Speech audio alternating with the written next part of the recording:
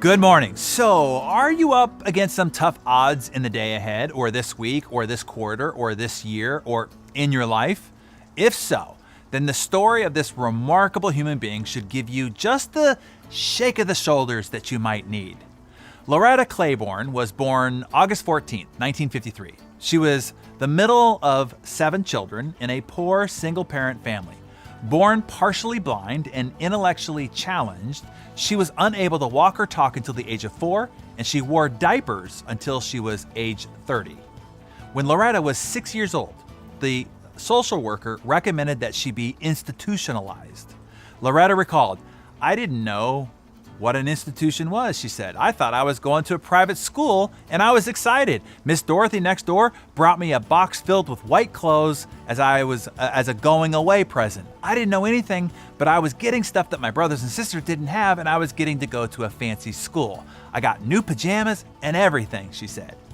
Teased and ridiculed in her hometown, Loretta would have done anything to get out. But upon arriving at the institution and getting ready to hand over Loretta, her mother Rita decided to go against the social worker's advice and instead kept her at home with her.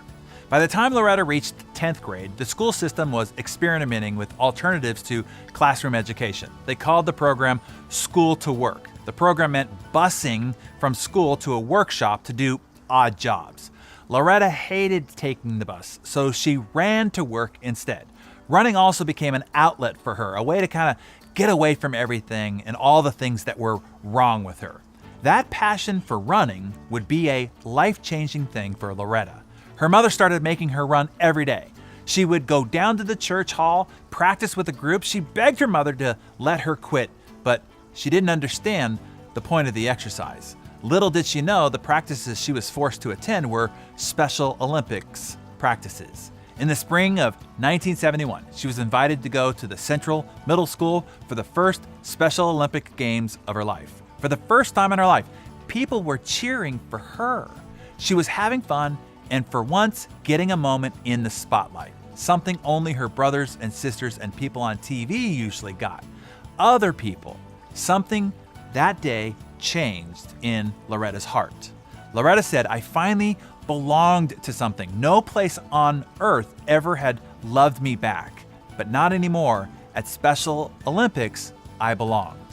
In the 20 years that followed, Loretta never stopped running. She raced hundreds of times and collected dozens of medals. Loretta Claiborne went on to run 27 marathons. She even ran the Boston Marathon twice, and the first time she finished amongst the top 100 women running it. And after being asked to speak at the Special Olympics, she became the only athlete elected to the Special Olympics International Board of Directors and speaks all around the world, teaching the lessons she learned as a result of her troublesome childhood and lifelong disability.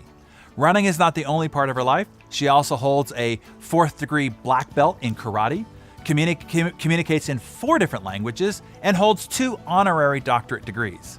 In 2012, she was invited to give a TED Talk on the subject of fearlessness and intellectual disability. Hollywood made a movie about her life, the Loretta Claiborne story, and it aired on television networks around the world. She still struggles with reading and many tasks that require school smarts, so to speak, but not with life smarts. Loretta has doubted herself because of what people told her when she was young, but now she advises people like her to find an opportunity and to seize it. Be the best that you can be and never let anyone else doubt you. Truer words were never spoken. Loretta Claiborne is an example to all of us. She stood facing the impossible, but with determination, beat all the odds, even when the odds and people were against her. We all might not be facing the same difficult odds as Loretta, but the lessons still apply. With determination, nothing is impossible.